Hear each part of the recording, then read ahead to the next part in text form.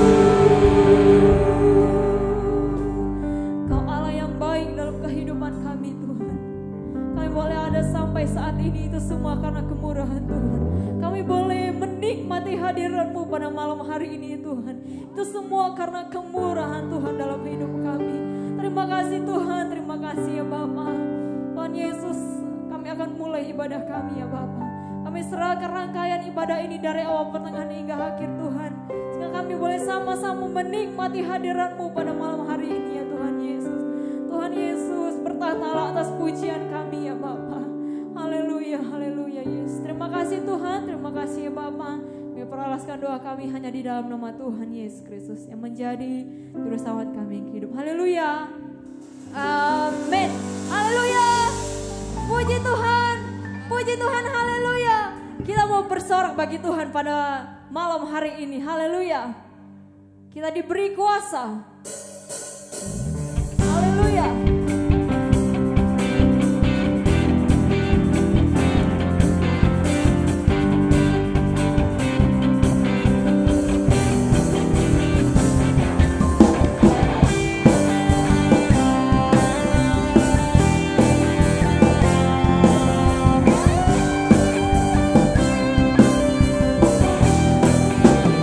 Diberi kuasa.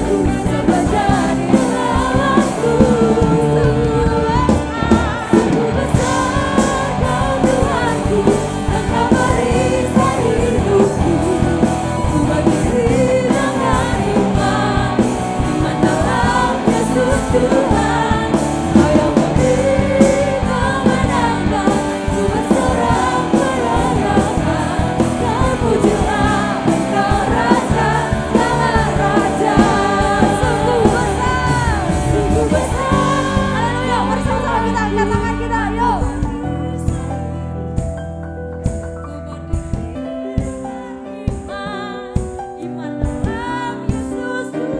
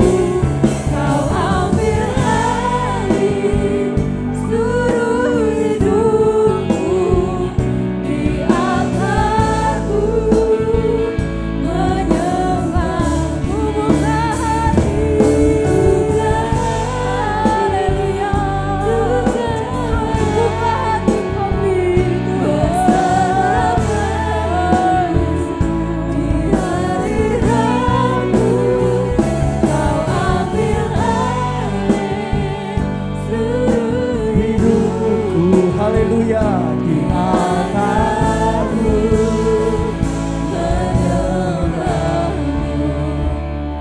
Terima kasih Tuhan, malam ini kami pemuda-pemudi yang ada, kami merasakan Engkau ada di tengah-tengah kami. Itu sebab kami rindu Tuhan, berfirmanlah Tuhan. Kami perlu firman-Mu, kami perlu kekuatan firman-Mu menyertai hidup kami. Pengurapan Tuhan turun ke atas kami semua, ke atas hamba-Mu yang akan menyampaikan kebenaran firman-Mu. Biar isi hati Tuhan yang disampaikan dan firman itu merubah hidup kami, untuk kami dapat hidup sesuai kehendak dan rencana-Mu. Roh Kudus terus bekerja bagi kami. Kami perlu Engkau untuk menuntun kami. Berikan hikmat Tuhan, pengertian, pewahyuan, untuk kami dapat menangkap pesan firman-Mu. Kami siap Tuhan, di dalam nama Tuhan Yesus. Haleluya.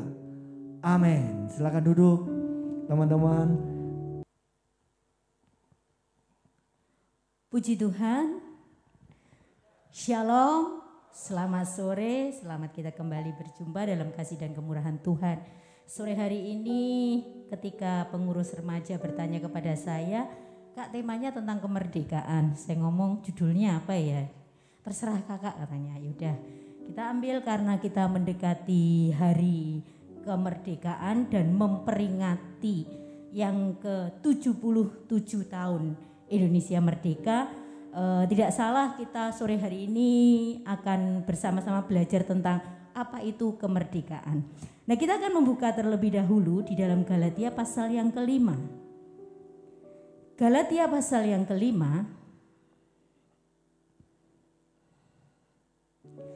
Kita akan membaca ayat yang ke-1.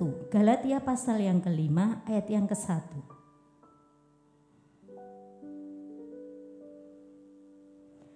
Kita akan membaca satu ayat ini bersama-sama. Mari, Galatia pasal yang ke-5 ayat yang ke-1. Ya, pada hitungan yang ketiga. 2, 3. Supaya kita sungguh-sungguh merdeka, Kristus telah memerdekakan kita. Karena itu berdirilah teguh dan jangan mau lagi dikenakan kuk perhambaan. Ya, yang di sini yang hadir kurang lebih 25. Tapi suaranya kalah dengan saya satu mic ya. Coba kita baca sekali lagi yuk. 1, 2, 3. Supaya kita sungguh-sungguh merdeka, Kristus telah memerdekakan kita. Karena itu berdirilah teguh dan jangan mau lagi dikenakan kuk perhambaan. Ya, mungkin sebagai pemuda dan pemudi kita tidak asing dengan kata merdeka. Ya, kalau menurut pemuda dulu, merdeka itu kira-kira apa ya? Apa ya merdeka itu? Bebas. Pemudi sama ya, bebas. Nah, apa yang dimaksud kebebasan dengan sebuah kata kemerdekaan? Kata merdeka ini berarti maksudnya begini. Banyak orang berkata, oh saya merdeka, saya sudah bebas. Bebas yang bagaimana yang dimaksud dengan sebuah kemerdekaan? Kemerdekaan mengandung sebuah pengertian ketika kita itu bebas melakukan apa yang ingin kita lakukan dan bebas pula tidak melakukan apa yang tidak ingin kita lakukan. Jadi bebas itu artinya begini. Kamu mau melakukan yang kamu suka, boleh. Tapi kamu boleh juga tidak melakukan apa yang tidak ingin kamu lakukan. Sekarang coba kita tanya dalam diri kita. Kira-kira hari ini kamu sudah merdeka atau belum? Kadang jujur ya, kita gini. Kita itu kadang melakukan segala sesuatu itu karena dorongan. Karena kewajiban. Betul apa betul? Apakah itu bisa dikatakan merdeka? Dan kadang jujur kalau kita akui, kadang aku itu mau sih sebetulnya nggak melakukan yang hari ini aku lakukan. Tapi karena sesuatu, ya mungkin sebetulnya kalau dipilih, aku sebenarnya hari ini nggak mau ke gereja loh Kak. Aku itu mau, tapi piye kok nggak di gereja mamaku ngomel gitu misalnya ya. Mamaku marah-marah. Jadi kadang kita arti merdeka itu berarti gini. Kita bebas melakukan apa yang ingin kita lakukan. Dan bebas pula kita tidak melakukan apa yang tidak ingin kita lakukan. Tahu ya maksudnya? Jadi itulah yang dinamakan sebuah kebebasan atau kemerdekaan. Nah kalau ditanya satu persatu, hari ini kamu sudah bebas? Oh ketawa ya, hari ini sudah bebas? Kadang saja jujur kita itu masih terbelenggu. Masih merasa belum ada kemerdekaan. Kadang-kadang kalau mau jujur gitu ya. Kalau mau jujur kadangkala hari Senin sampai hari Jumat. Itu ada kalanya saya merasa capek gitu ya. Nah kalau selesai bangun pagi, doa pagi. Saya harus cepat-cepat menyiapkan bekal untuk anak saya sekolah. Secara manusia saya ngomong gini, aku capek, aku mau tidur. Habis doa pagi enak loh ngelihat, wah selimutan tidur gitu ya. Tapi karena sebuah kewajiban, saya harus menyiapkan bekal untuk anak saya. Mau gak mau saya harus bangun. Dan setelah saya belajar kata ini ternyata benar ya. Kadang-kadang kita ngomong aku itu sudah merdeka. Tapi kadang kita itu gak bebas. Tidak merdeka dalam arti kata sesungguhnya. Kalau kita melihat di sini, di dalam Galatia pasal yang ke-5 ayat yang ke-1 dikatakan Yesus sudah memerdekakan kita. Jangan mau lagi kita itu diperhamba. Diperhamba oleh apa? Dikatakan dalam ayat yang ke-1 dikatakan dikenakan kuk perhambaan. Beberapa waktu yang lalu di Pemuda saya juga sudah bahas tentang kuk ini. Kuk itu seperti pasangan. Ya kalau tahu sapi mau membajak itu dipasang kayu untuk menyatukan. Sebetulnya sapi yang satu itu mau belok ke sana, yang satu mau belok ke sana. Tapi karena ada kuk, ada kayu yang membawa mereka untuk mereka berjalan bersama, sapi ini nggak bisa bebas. Nah dalam kehidupan kita sehari-hari, bukankah kalau kita mau jujur sekali lagi, kita itu sebetulnya nggak merdeka. Betul apa betul? Enggak bebas, apalagi kadang anak-anak banyak yang ngomel. Ya, ngomel dengan apa? Kamu keluhannya apa kadang Johan? Ya, jujur aja kadang kita mungkin itu tadi loh, aku itu mau melakukan sesuatu yang aku itu suka, tapi orang lain enggak suka. Mamaku enggak mau, gitu ya. Dah kita semua udah gede. Kadang aku tuh seneng sama anak itu, tapi mamaku nggak suka, tuh ya. Atau mungkin aku senang sama orang itu, tapi dia sudah punya pacar, gitu ya. Atau bagaimana? Kalau kita mau jujur sekali lagi, ada kalanya hidup kita itu masih ada di dalam kuk perhambaan. Nah kita akan melihat sore hari ini, Kristus sudah memerdekakan kita untuk kita bisa berdiri teguh. Untuk kita bisa mempertahankan kemerdekaan yang sudah diberikan oleh Kristus, ada hal yang harus kita lakukan. Bagaimana caranya? Mari kita melihat ayat yang ke-13. Galatia pasal yang ke-5, sekarang kita akan melihat ayat yang ke-13. Ya, ayat yang ke-13. Mari kita baca bersama-sama ayat ini. Ini cara kita memperoleh kemerdekaan. Ayat yang ke-13.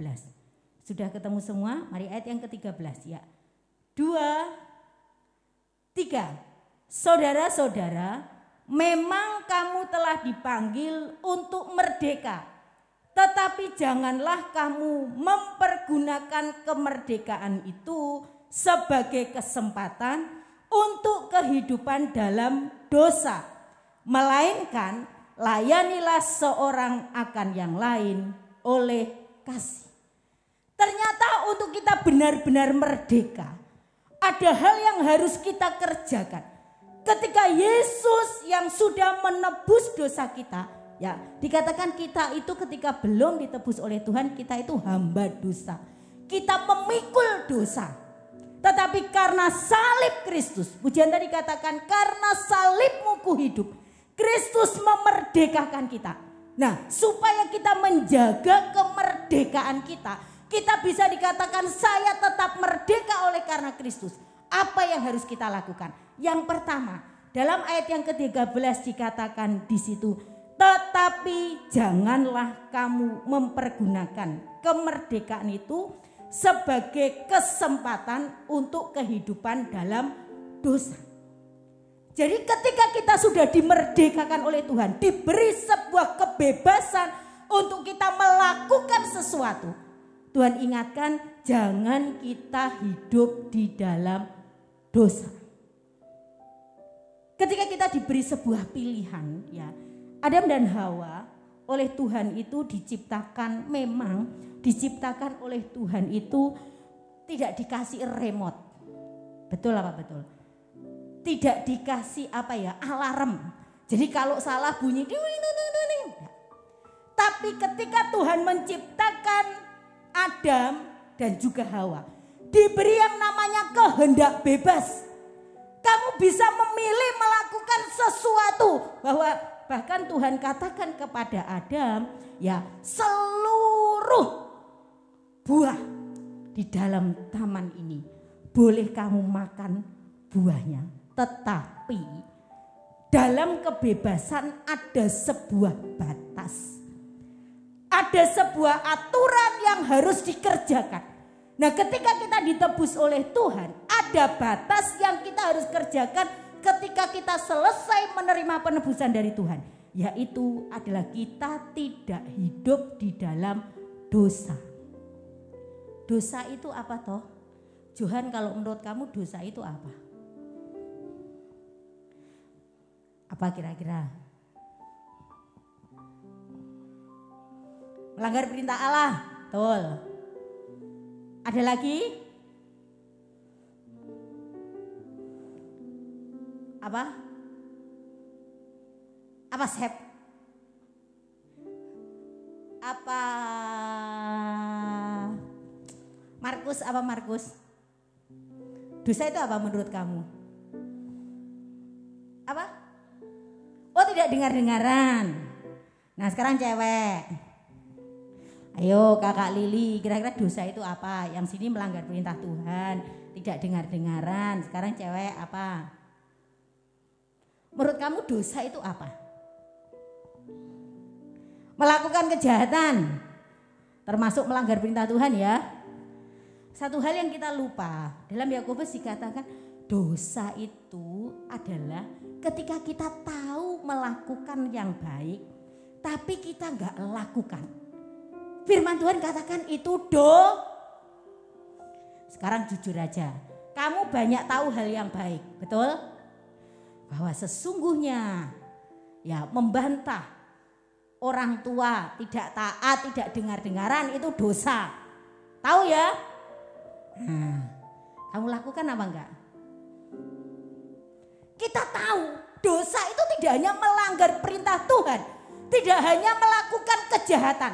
Firman Tuhan mencatat bahwa dosa ketika kita tahu melakukan sesuatu yang baik tetapi kita tidak melakukan, itu dosa. Nah, sekarang kalau ditanya, kamu sering tahu hal yang baik? Tahu ya? Banyak tahu hal baik ya lewat firman Tuhan. Pertanyaannya, seberapa persen kamu melakukan? Ketika kamu tahu, makanya ya Tuhan katakan semakin banyak orang tahu, akan semakin banyak pula dia dituntut. Ketika kami di sekolah Alkitab, ada dosen kami yang seringkali menjelaskan ya, karena memang orangnya pinter gitu. Ketika dia masuk kelas, seringkali kami mahasiswa-mahasiswi sering bilang begini, Tuhan kuatkan iman kami gitu. Kenapa? Karena seringkali ya ada hal-hal yang menggoyang iman kita. Kita berprinsip, oh itu sudah baik. Tapi ketika dibuka sebuah pengertian, oh ternyata selama ini kok nggak baik ya yang kita lakukan ya. Dan seringkali jujur dalam kehidupan kita, kita berkata saya sudah merdeka. Tapi kita tetap ada dalam atau tetap ada dalam ikatan dosa. Karena apa? Hal kecil saja. Kita tahu melakukan sesuatu yang baik, tapi kita tidak lakukan. Itu dosa. Sehingga firman Tuhan mengajak kepada kita sore hari ini. Ketika kita sudah dimerdekakan oleh Tuhan, mari katakan di situ, janganlah kita menggunakan kesempatan dalam kehidupan kita itu untuk hidup di dalam dosa. Nah, mulai dari sekarang, kalau kamu tahu itu sesuatu yang baik, belajar untuk melakukan. Amin. Baik menurut apa? Baik menurut firman Tuhan terlebih. Yang kedua, kita akan lihat apa yang kedua. Yang kedua adalah tetap dalam ayat yang ke-13. Dikatakan yang bagian terakhir di situ, melainkan layanilah seorang akan yang lain oleh kasih. Jadi ketika kita hidup di dalam kemerdekaan, memang kita melakukan apa yang kita senangi, ya. Kita bisa memilih apakah itu kita kerjakan atau tidak. Tapi firman Tuhan membawa kita ketika kita hidup dimerdekakan, jangan hidup di dalam dosa. Artinya lakukan apa yang baik. Kalau kamu tahu itu baik, tidak kamu lakukan, itu adalah dosa. Yang kedua adalah ketika kita sudah mengerti itu baik, ya, melayani itu baik. Baik nggak melayani? Pertanyaannya, melayaninya dengan apa? Karena kewajiban atau karena kasih? Banyak kali kita itu melakukan sesuatu, melayani, khususnya dalam pelayanan gereja. Itu hanya karena sebuah yang namanya jadwal. Betul apa betul? Coba kamu kalau misalnya begini, ya dalam hal kecil saja, kasih itu akan terbukti begini. Melayani tidak melayani, kita akan belajar mengambil bagian dalam apa yang harusnya kita lakukan ketika kita melayani. Apa itu? Contoh kecil aja. Di sini ada doa untuk persiapan pelayanan, yaitu hari Jumat. Udah ya? Kita datang karena, oh jadwalku, aku mau melayani. Jadi datang. Kalau nggak melayani, nggak datang. Kamu tahu berdoa itu hal yang baik, tapi kamu tidak lakukan. Nah, melayani dengan kasih. Kasih itu sudahlah. Kalau kita dengan manusia aja, bukti kamu mengasihi. Ya misalnya di sini yang punya pacar gitu. Kalau ditanya mengasihi, mengasihi. Bukti kasihnya apa? Tante, aku itu tidur siang, tiba-tiba HP ku berbunyi. Ya, ding ding ding ding ding ding ding ding. Bilang, tolong jemput saya ya. Dilihat, wah jam 12 sih, jam panas-panas mau keluar mau males. Tak tanya kamu, kalau kamu mengasihi berangkat enggak? Ayo, cowok-cowok tanya. Kalau kamu mengasihi seseorang, bahkan kalau istilahnya kamu masih PDKT, kamu lakukan enggak? Kamu berangkat enggak? Ayo tak tanya, kalau dijawab, oh enggak berangkat, jangan pilih yang di sini ya. Saya yakin enggak usah ditanya, kamu akan wes bangun cepet-cepet, ya mungkin lupa enggak raup, masa enggak cuci muka gitu ya. Langsung kamu naik sepeda motor, ditanya, kenapa? Karena dia sayangku gitu ya, karena aku mengasihi dia, yang cewek-cewek. Kamu itu lebih seneng kadang-kadang gini ya, kalau mamahnya bilang begini, ayo cepat mandi, sudah siang kalau pas libur sekolah ya atau enggak ada, kamu bilang nanti dulu. Tapi begitu ding ding ding ding ding ding HP-mu bunyi, bilang pacarmu akan datang, ayo mandi apa enggak? Gak usah disuruh, langsung cepet-cepet pergi mandi gitu ya, cepet-cepet mandi. Ditanya kenapa? Karena saya ingin tampil di depan dia dengan sempurna. Karena saya mengasihi dia supaya, kata mengasihi berarti ada sebuah pengorbanan.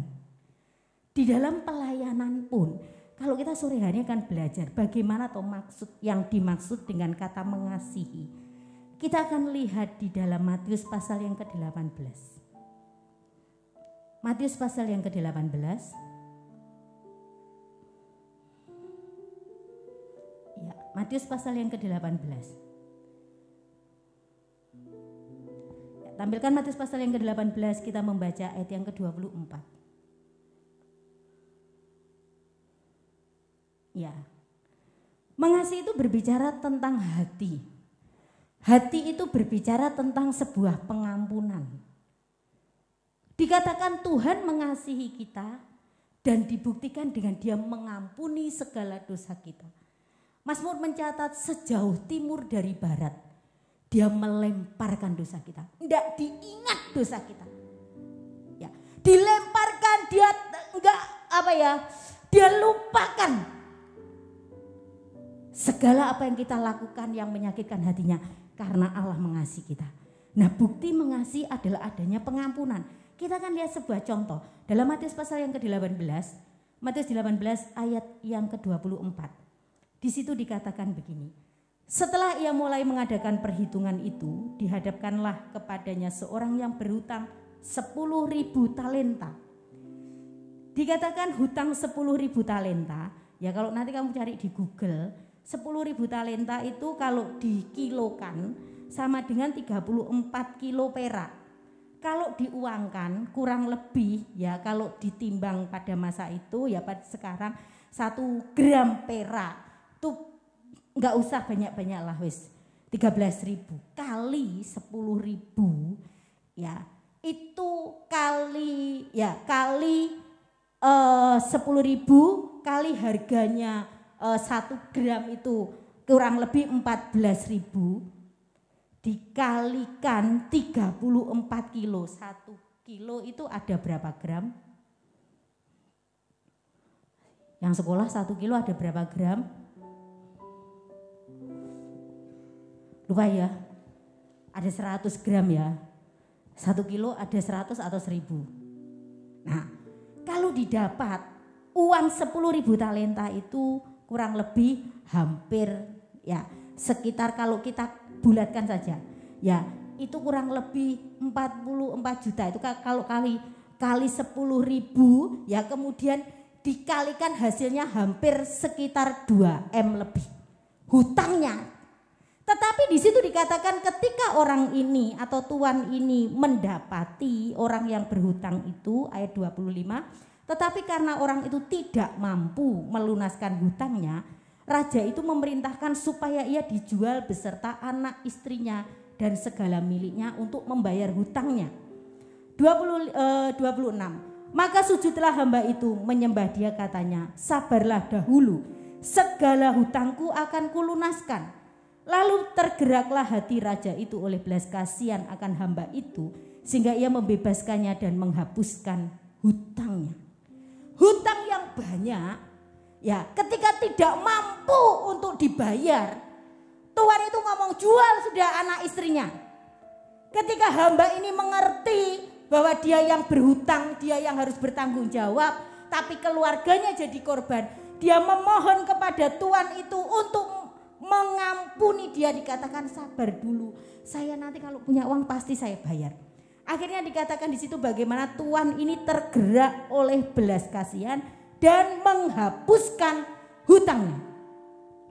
Apa yang terjadi ketika hamba ini dihabiskan utangnya? Dia pulang, ayat yang ke-28 dikatakan, tetapi ketika hamba itu keluar, ia bertemu dengan seorang hamba lain yang berhutang 100 dinar kepadanya. Ia menangkap dan mencekik kawannya itu katanya, bayar hutangmu. Maka sujudlah kawannya itu dan memohon kepadanya, sabarlah dahulu, hutangku itu akan kulunasi. Ayat yang ke-30. Tetapi ia menolak dan menyerahkan kawannya itu ke dalam penjara sampai dilunaskannya hutangnya. Dikatakan ketika dia sudah dimaafkan, enggak hanya dimaafkan, dihapuskan, dianggap enggak punya utang oleh tuan itu. Ketika dia keluar ketemu dengan temannya yang utang 100 dinar. Kalau tadi hutangnya dia hampir 2M lebih, itu ya, 2 miliar lebih. Ketemu temannya 100 dinar itu kalau waktu zaman Tuhan Yesus 1 dinar itu upah sehari. Kalau 100 dinar berarti cuma berapa bulan? 3 bulan lebih ya, 1 bulan kan 90 hari, 1 bulan 30 hari, berarti 3 bulan 90. Kalau 100 nggak sampai kalau dibanding utang 2M ya, kalau kita kalikan, istilahnya 1 hari itu hitungannya 100.000 lah, sekarang upah sehari. Berarti kalau 100.000 ya dapatnya cuma 10 juta, utang 10 juta. Dia punya utang 2M dihapuskan. Tapi ketika dia ada temannya yang utang cuma 10 juta. Ketika ketemu dia ngomong bayar utangmu. Temannya ngomong gak bisa, aku gak punya, tunggu dulu. Tapi hamba ini berkata gak bisa, harus sekarang. Dan akhirnya apa yang dikerjakan oleh hamba ini? Dia membawa temannya, menjebloskan temannya ke dalam penjara. Apa yang kita dapat? Tuhan katakan ketika orang-orang atau teman-teman yang lain melihat, dia laporkan itu kepada raja dalam ayat berikutnya. Kemudian raja ini marah dan berkata bahwa dia menyuruh algojo-algojonya untuk menangkap hamba yang jahat ini sampai dilunaskannya utangnya. Dan di situ dikatakan dalam ayat yang terakhir, ayat yang ke-35. Tuhan katakan begini, maka Bapakku yang di surga akan berbuat demikian juga terhadap kamu. Apabila kamu masing-masing tidak mengampuni saudaramu dengan segenap hati. Kasih, melayani dengan kasih itu berarti berbicara tentang hati. Hati yang bagaimana? Adalah hati yang memiliki sebuah pengampunan dengan belas kasihan. Seringkali persahabatan yang baik dibina berpuluh-puluh tahun. Bahkan kamu punya sahabat yang baik gitu ya. Sahabat dari SD sampai kamu kuliah. Kadangkala rusak hanya karena satu kesalahan. Betul apa betul? Kita itu lebih mudah mengingat kesalahan orang daripada seluruh kebaikan orang. Ada kalanya kita itu berbuat tidak adil kepada seorang atau teman kita. Kadang kita itu gini ya, merasa begini. Kita merasa diri kita itu paling benar.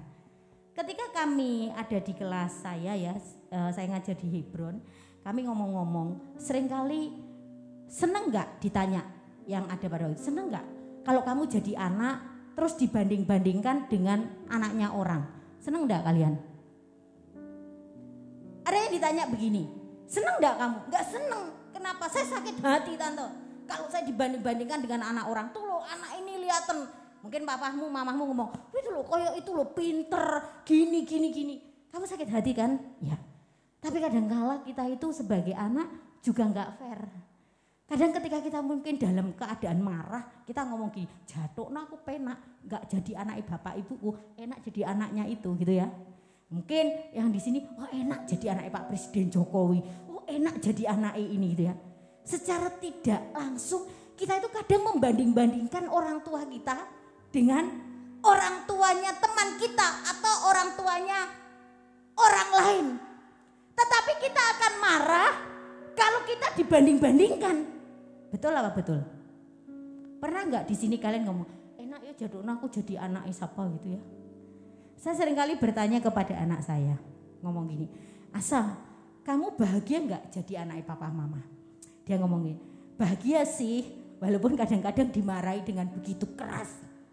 Tapi saya yakin itu pasti akan berguna bagi saya. Dia ngomong begitu. Ya kalau dia marah, kemudian dia nangis, ya selesai nangis saya tanya, kamu masih senang jadi anaknya mama papa? Ya senang loh.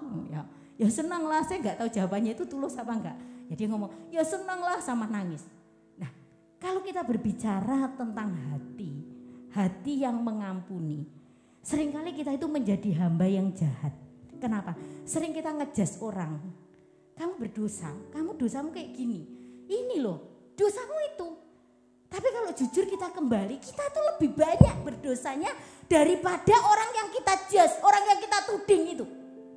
Tetapi kita masih bisa berdiri untuk melayani. Kadang-kala jujur, ketika kita di mimbar, hati kita itu kadang ada penuh dengan kepahitan. Bisa ya? Aku marah dengan temanku, tapi kita bisa melayani. Kita bisa tersenyum, kita bisa tertawa, bisa. Tapi hati kita ini penuh dengan kepahitan. Apakah itu yang disebut dengan sebuah kemerdekaan? Kita bebas, kita merdeka. Kata kemerdekaan kemerdekaan itu adalah bagaimana ketika kita, hati kita itu ya hati yang ingin gini. Kita tahu melakukan kalau mengampuni itu hal yang baik. Mampu gak kita melakukan itu? Kata bebas itu berarti kita itu bisa mengatur mengatur diri kita dengan istilahnya memanage diri kita. Kita katakan begini. Makanya dalam Matius dikatakan begini, kalau kamu akan melayani, mempersembahkan korban di mezbah, kamu teringat akan sesuatu tentang saudaramu, kamu gak boleh mempersembahkan dulu, kamu harus kembali ke temanmu, ngomong selesaikan dulu, baru kamu mempersembahkan korban. Itu yang dinamakan melayani dengan sebuah kemerdekaan. Seringkali kita melayani itu enggak dengan merdeka, makanya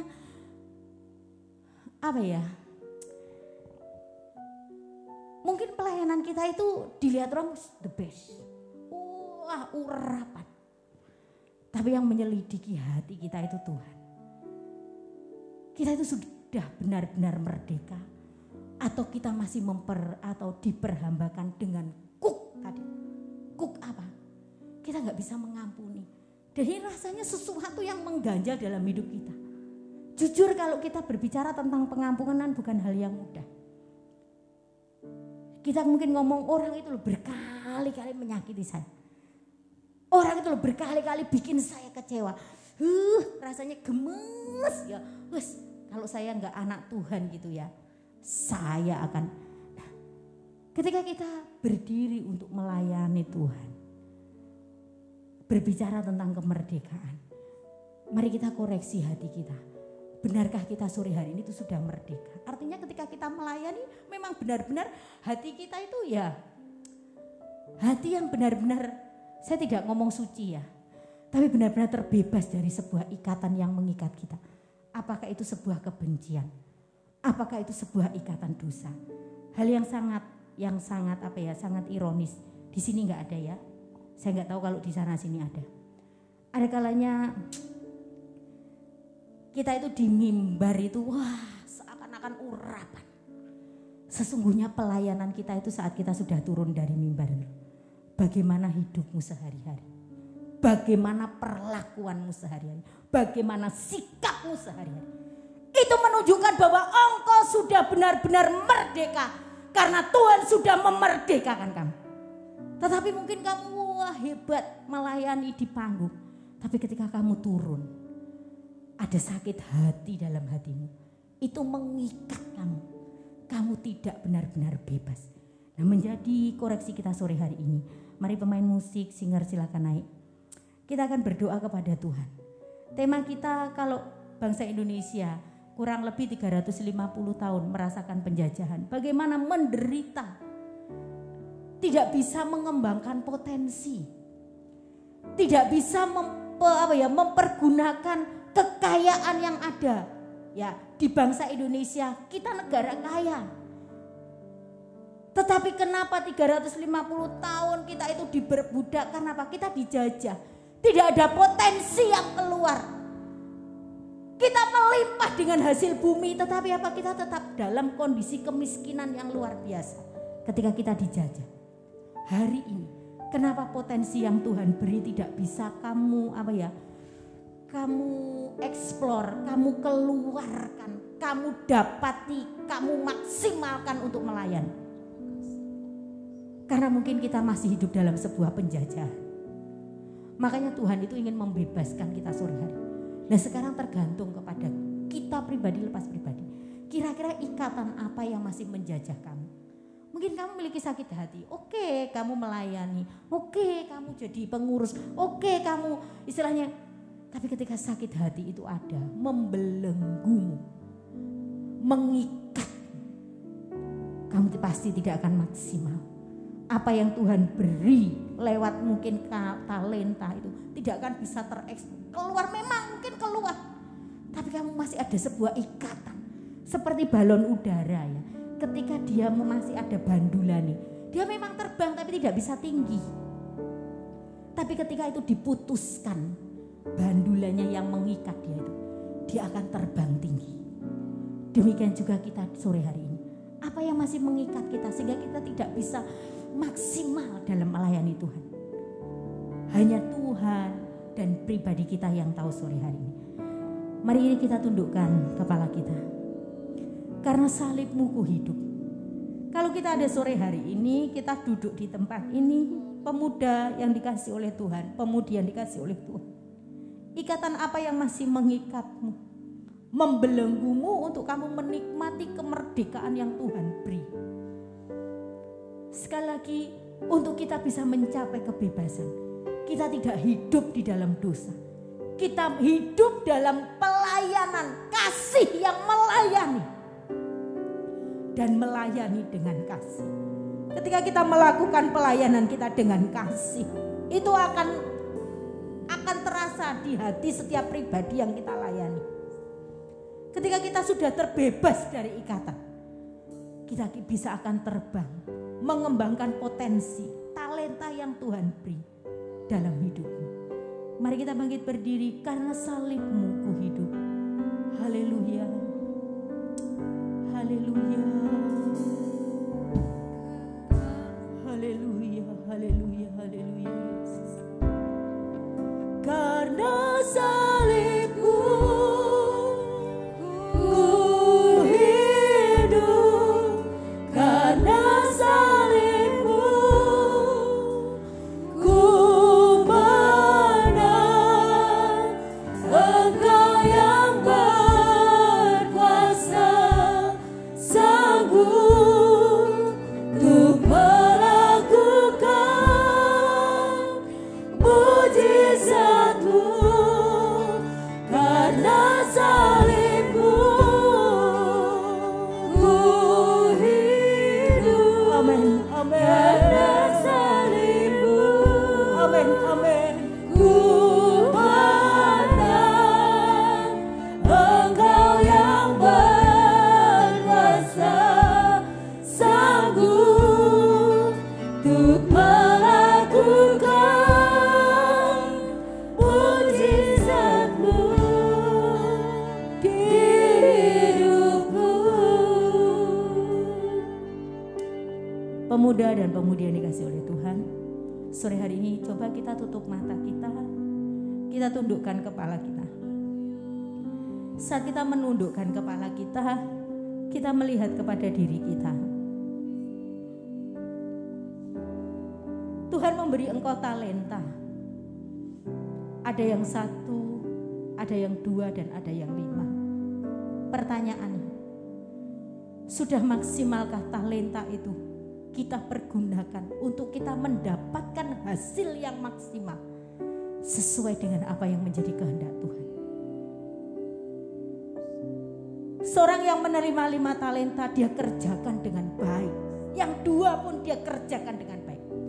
Tapi yang 1 dia pendam. Karena dia berkata, Tuanku Tuhan yang jahat, yang mengambil di mana dia tidak menabur. Mungkin hari-hari ini talentamu terpendam karena sakit hati yang tidak terselesaikan. Atau mungkin karena dosa yang mengikat hidupmu sore hari ini. Apapun itu sore hari ini, saat kita tunduk di hadirat Tuhan, Tuhan katakan kalau kita benar-benar di dalam Kristus, kita dimerdekakan. Karena itu kita bisa berdiri dengan teguh tanpa sebuah ikatan. Karena kita sudah merdeka. Merdeka, benar-benar merdeka karena Kristus. Apa yang membuat hari ini kita tidak merdeka? Mungkin kita bisa melayani, tapi dengan sebuah ganjalan di hati. Mungkin kita bisa tersenyum kepada orang lain, tapi sakit hati yang kita pendam. Sore hari ini Tuhan ingin bebaskan kita, lepaskan kita. Karena semuanya sudah Tuhan selesaikan di atas kayu salib. Kayu salib adalah bukti kemenangan Tuhan untuk membebaskan hidup kita. Masih maukah engkau diperhamba dengan dosa yang mengikat engkau, atau sakit hati yang membelenggu engkau?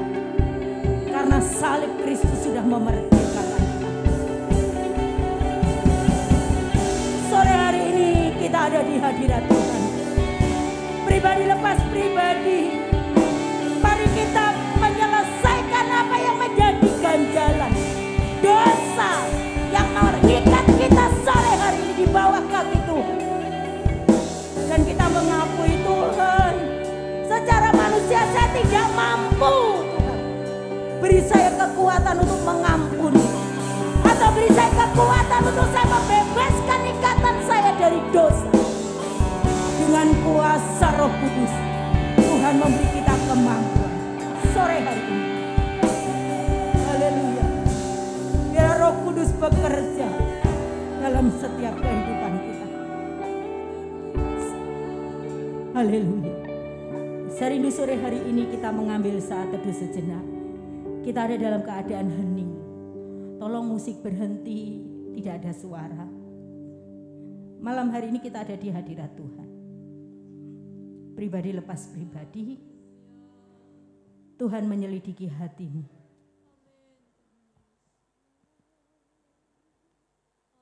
Haleluya Yesus. Tuhan ingin berperkara dengan engkau.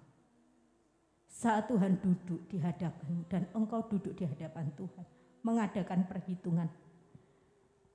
Ketika engkau menjadi hamba yang berkata, Tuhan, saya tidak bisa membayar dosa saya tidak bisa menyelesaikan. Kita memohon seperti hamba.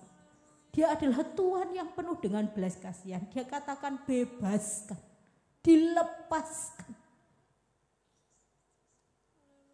Sore hari ini apa yang mengikat kita pribadi lepas pribadi, sehingga engkau tidak bisa menjadi pelayan dengan maksimal. Mungkin kau tahu, membantah orang tua itu hal yang tidak baik, tapi sering kita lakukan. Bahkan mungkin selalu kita lakukan. Atau hal-hal yang lain. Sore hari ini kita selesaikan di hadapan Tuhan. Tuhan ada di tengah-tengah kita. Mari kita mengangkat kedua tangan kita sore hari ini. Haleluya. Haleluya. Oh, haleluya Yesus. Dengan tangan-tangan yang terangkat di hadirat Tuhan. Tanda kami tidak mampu menyelesaikan dosa kami, Tuhan. Tanda kami tidak mampu mungkin melepaskan pengampunan untuk orang yang berkali-kali menyakiti hati kami. Tangan yang terangkat, bukti kami berserah kepada Tuhan.